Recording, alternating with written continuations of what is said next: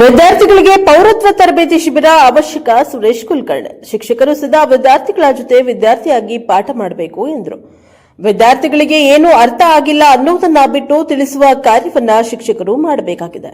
ಹೊಸತನ ತಿಳಿದುಕೊಳ್ಳುವುದರ ಜೊತೆಗೆ ಬೆಳೆಯಬೇಕು. ಕ್ಷಣ ಕ್ಷಣಕ್ಕೂ ಸಮಂಜಸ ಕೆಲವು ಉದಾಹರಣೆ ಕೊಡುವ ಮೂಲಕ ಹೊಸ ವಿಷಯವನ್ನ ವಿದ್ಯಾರ್ಥಿಗಳಿಗೆ ಮನಮುಟ್ಟುವ ಹಾಗೆ ಹೇಳುವವನೇ ನಿಜವಾದ ಶಿಕ್ಷಕನ ಕೆಲಸ. ನನ್ನ ಕರ್ತವ್ಯ ಎಷ್ಟಿದೆಯೋ ಅಷ್ಟು ನಿರ್ವಹಿಸಿದ್ದೇನೆ ಎಂದು ಅಂದುಕೊಳ್ಳಬೇಡಿ. ನಿಮ್ಮ ನಿಷ್ಠೆ ಹಿಂದೆ ವಿದ್ಯಾರ್ಥಿಗಳ ಭವಿಷ್ಯವನ್ನ ನಿಂತಿರುತ್ತದೆ ಎಂದು ಧಾರವಾಡದ ಶಿಕ್ಷಣ ತಜ್ಞರು ಹಾಗೂ ಅಂತಾರಾಷ್ಟ್ರೀಯ ಸಂಪನ್ಮೂಲ ವ್ಯಕ್ತಿಗಳಾದ ಸುರೇಶ್ ಕುಲಕರ್ಣಿ ಅವರು ಹೇಳಿದ್ದಾರೆ. ಪಟ್ಟಣದ ಎಸ್ಎ ನಿಂಗೋಜಿ ಬಿಎಡ್ ಕಾಲೇಜಿನಲ್ಲಿ ಆಯೋಜಿಸಿದ ಪೌರತ್ವ ತರಬೇತಿ ಸಮಾರಂಭ.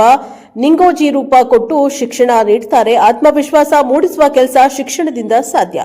ಕ್ರಿಯಾಶೀಲತೆಯಿಂದ ಜ್ಞಾನ ಹೆಚ್ಚಿಸಿಕೊಳ್ಳಬೇಕು. ನಮ್ಮಲ್ಲಿರುವ ಜ್ಞಾನದ ಅರಿವನ್ನ ಹೆಚ್ಚಿಸಿಕೊಳ್ಳಬೇಕು. ನಿಮ್ಮಲ್ಲಿರುವ ಶಕ್ತಿಯನ್ನ ಅರ್ಥೈಸಿಕೊಂಡು ಹೊರಹಾಕಬೇಕು. ಆವಾಗ ನಿಮ್ಮನ್ನು ಜನರು ಗುರುತಿಸುತ್ತಾರೆ. ಆದ್ದರಿಂದ ಶಿಕ್ಷಕರು ಸದಾ ವಿದ್ಯಾರ್ಥಿಗಳಾಗಿರಬೇಕು. ಕಲಿಯಲಿಕ್ಕೆ ವಯಸ್ಸು ಅಡ್ಡಿಯಾಗಬಾರದು. ಓದಿ ಬರೆದು ಚರ್ಚೆ ಮಾಡುವ ಮೂಲಕ ಜ್ಞಾನಾರ್ಜನೆಯನ್ನ ಹೆಚ್ಚಿಸಿಕೊಳ್ಳಬೇಕು ಎಂದರು. ಮನುಷ್ಯನಿಗೆ ಭಾವನೆಗಳು ಮುಖ್ಯ. ಶಿಕ್ಷಣದ ಮಹತ್ವವನ್ನ ಪ್ರಾಯೋಗಿಕವಾಗಿ ತಿಳಿಸಿದ ಅವರು ಪ್ರತಿಯೊಬ್ಬರು ಜ್ಞಾನ ತಿಳುವಳಿಕೆಯನ್ನ ಅಳವಡಿಸಿಕೊಂಡು ಅಪ್ಪ ಅಮ್ಮ ಗುರುಗಳು ಸಮಾಜಕ್ಕೆ ಹಾಗೂ ನಿಂಗೋಜಿ ಶಿಕ್ಷಣ ಸಂಸ್ಥೆಗೆ ಕೀರ್ತಿ ತರಬೇಕು ಎಂದು ಆಶಿಸಿದ್ದಾರೆ. ಸಮಾರಂಭದ ಅಧ್ಯಕ್ಷತೆಯನ್ನ ಜಿಲ್ಲಾ ಕನ್ನಡ ಸಾಹಿತ್ಯ ಪರಿಷತ್ನ ಮಾಜಿ ಅಧ್ಯಕ್ಷ ವೀರಣ್ಣ ನಿಂಗೋಜಿ ಅಧ್ಯಕ್ಷತೆಯನ್ನ ವಹಿಸಿ ಮಾತನಾಡಿದ್ದಾರೆ. ಈ ಸಂದರ್ಭದಲ್ಲಿ ಶಶಿಕಾಂತ್ ನಿಂಗೋಜಿ, ರತ್ನಮ್ಮ, ಗೀತಾ, ರಾಜಶೇಖರ್, ರವಿಪ್ರಕಾಶ್ ಹಾಗೂ ಎಲ್ಲ ಪ್ರಾಧ್ಯಾಪಕರು ಭಾಗವಹಿಸಿದ್ರು. ಬ್ಯೂರೋ ರಿಪೋರ್ಟ್ ಸಿಎ ಆದಿ, ಪ್ರಜಾ ಪವರ್ ನ್ಯೂಸ್, ಯಲಬುರ್ಗಾ. ಇಂಗ್ಲಿಷ್ನಾಗ ಬರ್ದಾರ, ಸಂಸ್ಕೃತದಾಗ ಬರ್ದಾರ,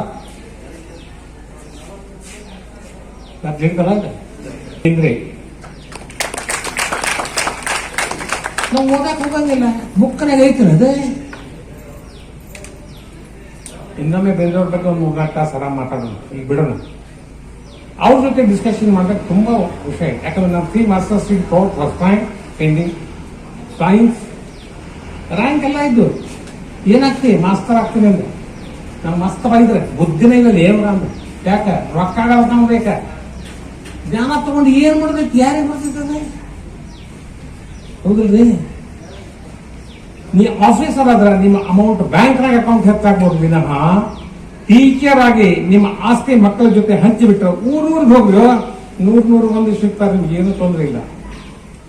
ನಮ್ಮ ಸರ್ ಬಂದಾರಂತ ರಿಟೈರ್ಡ್ ಆಗಿ 20 ವರ್ಷ ಆದ್ರೂ ಕೂಡ ಯಾವ ಊರಿಗೆ ಹೋದ್ರು ಕೂಡ ಪರಿಚಯ ಹೇಳ್ಕೊಳ್ತಾರಲ್ಲ, ನಮ್ಗೆ ಎಷ್ಟು ಆನಂದ ಆಗ್ತದೆ. ಯಾಕ ಇನ್ನೂ ಕಲಿಯೋದಿಲ್ಲ. 78 ವರ್ಷ ಬುದ್ಧಿ ಬಂದದಂತಲ್ಲ, ವಯಸ್ಸಾಗೈತೆ ಅಷ್ಟ.